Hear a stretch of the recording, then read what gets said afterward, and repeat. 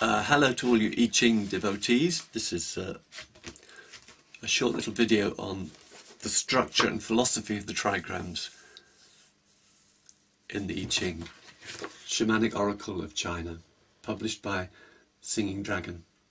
The first time I heard of this book, I can remember specifically, I probably read about it in something called the International Times, or was it Oz, one of those magazines in the late 60s. But I was travelling back from, was it Morocco no less? I think it was, southern Spain, and one of the houses I stayed in was in uproar because two people were working with the Yijing in the corner, and it was throwing out the most amazing insights and visions of life as we know it. It has a talent for putting its finger on the thing that concerns us most at each moment in time. As I've explained formerly, it's not simply a book, but it is a channel. It is a portal into the minds of the old Chinese going back 2,500 years. A book constructed at times of trouble. They were called the times of the warring states in China. And the book was meant to be a help, an aid to those who were seeking guidance and wisdom. So I remember carrying back with me a determination to find out what this book was about. I bought a copy. I said I'll start at page 1, and as I worked through it, it became increasingly difficult to understand. But I did gather there was some symbolism there which certainly merited further investigation. I was doing a philosophy course at the time, 3 years in a British university, and reading Kant and Plato, or trying to anyway, trying to assimilate my ideas. The Yijing was different. Certainly I couldn't get the hang of this, except that yin and yang were involved, light and dark. But right from the first day, I remember getting a book and opening it and saying, right, first question, wrote the question down through the oracle. And you'll never believe that the first hexagram I got was number 1, which was interesting because I was reading that one at the moment, which is the creative, the symbolism of 6 lines. Favour devotion. In those days it was perseverance further, because I was reading Richard Wilhelm. Supreme success, it said. My translation speaks of the source of the blessings, so we talk about blessings rather than success, and we talk about devotion rather than perseverance. And from then, from strength to strength, really, it's been a great joy. Many, many versions, many people have helped. Over the years, many times it's been put on the shelf and forgotten about. Luckily, I met Jessica Kingsley and her publishing house, a very rare breed, just as Jia Fufeng was a rare breed.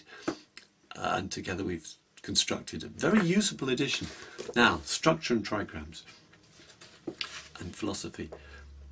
I'll read you part of the commentaries. This is specifically from the CC, which is the Great Appendix.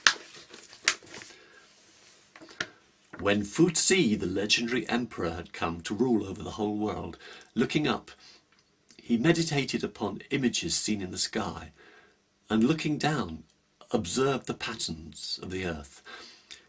He contemplated the different markings of birds and beasts, each according to its own locality.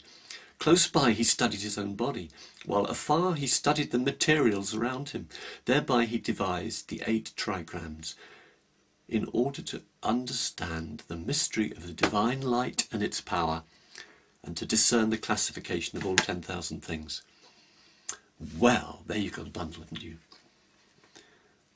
This is the oldest text we have describing how the Yijing was written.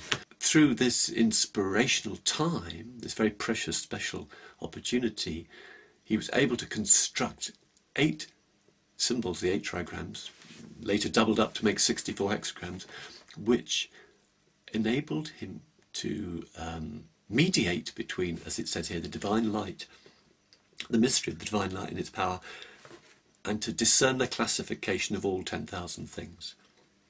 This is a very, very important passage.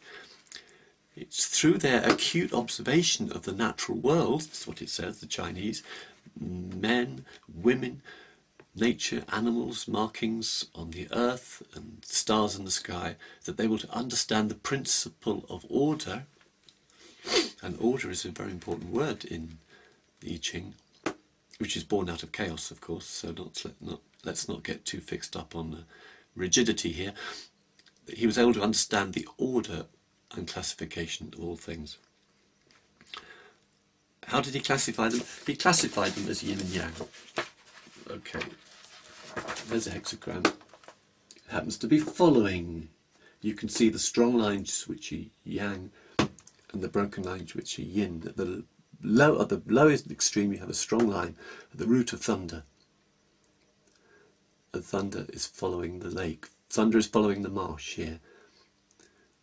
Thunder is the eldest son, and he's following the youngest daughter. The male is following the female. This is a very fundamental pattern in all nature. So here you have yang following yin. So these 8 trigrams with their binary combinations of yin and yang, trigram 3-line figure, hexagram 6-line figure, make up the working parts of the book. And I've said in no way unsubtle science. Change, the book is a book of change. The Yijing means classic of changes. Change occurs because of the unchanging interaction of yin and yang, always dynamic, always moving. Now, you see, unchanging, changing. It's the way these lines involve, evoke, contradict each other, which reflects the workings of the world.